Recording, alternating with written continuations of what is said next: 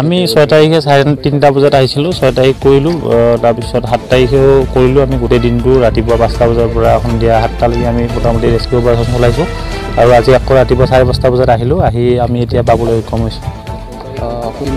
হয় আমি কোকৰাঝাৰ অগ্নি আৰু আপাতকালীন সেৱা স্থানৰ পৰা আহিছোঁ আমি SDRF অকলে নাই ইয়াত ফায়াৰমেনো আছে গোটেইখিনি আমাৰ সিনিয়ৰ ইনচাৰ্জ ছাৰ আছে হুকুম চন্দ্ৰকান ছাৰ কোকৰাঝাৰ অগ্নি আৰু আপাতকালীন সেৱা স্থানৰ যে সিনিয়ৰ জ্যেষ্ঠ স্থান বিষয়া তেখেত আৰু আমি তেখেতে আমাক গোটেইখিনি ইনষ্ট্ৰাকশ্যন দি আছে কেনেকৈ কি কৰিব লাগে আৰু তাৰ আধাৰতে আমি গোটেইখিনি চাৰ্চ এণ্ড অপাৰেশ্যন কৰিলোঁ আৰু আজি পাবলৈ সক্ষম হৈছোঁ ৰাতিপুৱা কি হ'ব আপোনালোকে যেতিয়া পাইছিলে কেনেকৈ হয় এনেকৈ আছিলে আমি চুলিখিনি দেখা পালোঁ ইয়াত আছিলে চুলিখিনি আৰু বডিটো অলপ দেখা পালোঁ তো সন্দেহ কৰিলোঁ সন্দেহ কৰি আমি আহি এজন ৰেস্কিউ অপাৰেশ্যনত আহি ধৰি পেলাই পাৰত লৈ আনিলোঁ পাকুপাই নাছিলে পাকুপাইনৰ কাষতে আছিলে দিছিলে আজি ৰাতিপুৱা পালে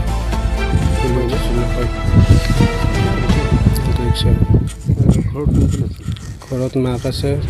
ভনীয়েক আছে দেউতাক আছে নহয় মোৰ এইটো এটা মামাকৰ ল'ৰা হয় এজনৰ ল'ৰা আছে এজনৰ ল'ৰা একো নকৰে হাউচৱাইফ আৰু দেউতাকো একো নকৰে কিবা বেমাৰ আছে দেউতাকৰ অলপ হাৰ্টৰ প্ৰব্লেম আছে মাকৰ ডায়েবেটিছ আছে বাইদেউ এজনী আছে তাই HW পঢ়ি আছে এজনৰ ল'ৰা আছিলে মিৰ্জা কোচপাৰা বহুত তাৰ ওপৰতে গোটেই ঘৰখন ডিপেণ্ড কৰি আছে